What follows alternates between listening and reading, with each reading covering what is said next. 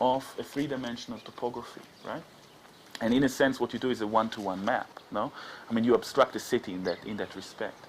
But I think that in one of the first kind of moments in the film, the camera is kind of still, and you cross from one side of the other when you see a Jewish neighborhood on top of the mountain. And you see in other places Palestinian villages in the valleys, much closer to the agriculture. So there's almost like a topographical line over which there's a kind of an ethnic divide. It's never marked, but the Palestinians living in the lower kind of stratum of the mountain, whereas the Israeli Jews are living on the top. And that was a kind of a modernist idea that was very much promoted by the British planners of Haifa, Geddes, for example, who came to Haifa in 1919 in response to an invitation of Weizmann, who was the head of the Zionist organization at the time, to make a plan for Haifa. Geddes had no much time.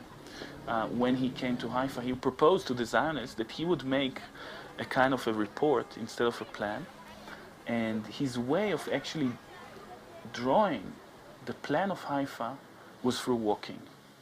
And you know, Geddes, this kind of Scotsman, was kind of charging ahead, walking the shape of the city, right? And the Zionist delegation was kind of after him, you know, kind of trying to take notes and draw the patterns of the, following his footprints, and he was saying, where I walk is the street, right?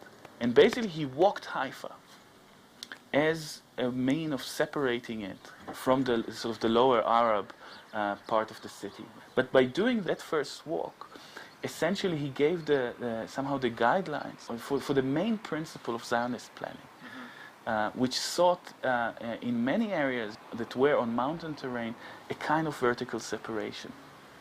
Then another discourse entered into that vertical separation, and that is the messianic. That is the ascent as a kind of transcendental return to the idea of holiness. As well as I was explaining yesterday in the lecture, it is solidifying trajectories of vision. So it organizes vision around itself, and mainly towards the Arab neighborhoods or towards the Arab villages, which are projected downwards.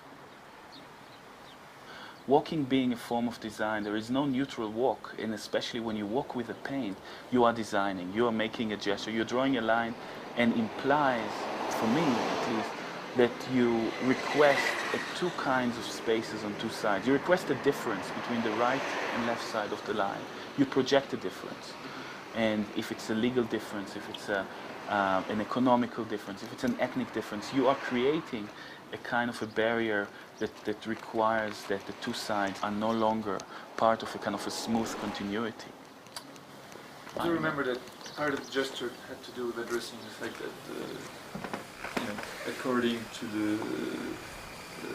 within the kind of recent history, I was kind of trying to manifest the huge annexation that has happened in the last few years with the building of the wall.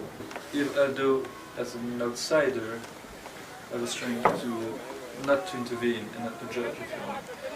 One way or another, I was reproducing the position I heard about the Palestinian, and I heard afterward that regardless of the fact that they would go against their own kind of beliefs, interests, etc., they would accept the Green Line because it would basically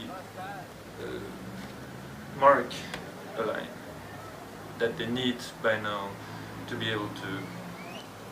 I think they accept it only. I mean, all of the people I've interviewed mostly as a starting point of negotiation. They don't accept it as a kind of fixed final division, but they accept it as a starting point to exchange. But I think that it is not. But one thing that I'm willing to actually accept of what you say, and I'm being just very serious about that, is the Green Line as a starting point for a process, never as the end point, but as a first kind of mechanism of decolonization. I'm willing to accept it, but I think we need to understand that the only way to actually make it a starting point rather than an end point is to implant these Trojan horses within the agreement itself, create contradictions in the agreement, unresolvable situations, cross agreements about water use, about air use, about electromagnetic fields, about archaeology. Moments that are not resolved, pockets of Palestinian sovereignty within Israeli territory, pockets of Israeli sovereignty within Palestinian territories. Area that would make those entities unstable and flexible, that will constantly have to negotiate with each other. Those kind of kissing points, right? Let's, kind of create interdependencies that are essentially going to finally eat up this very hermetic, absolute division of the nation state. Interdependency is probably key. Yeah. In a human resolution of the situation. Yeah.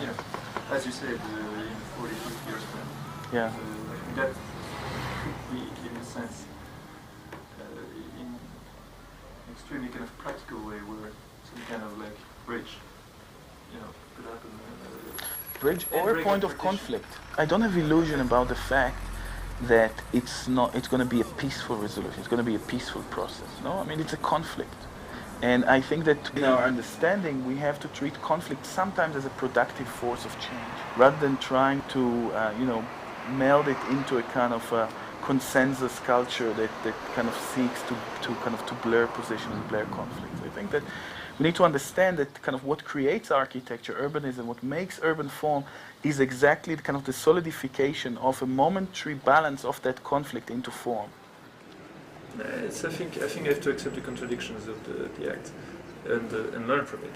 I went there with a question, and a personal one too. And I think the answer eventually is that there is a certain kind of limit to how much I can touch certain grounds. Without kind of falling into one side or the other. And the idea of a neutral act is absurd. As absurd as the situation itself can be.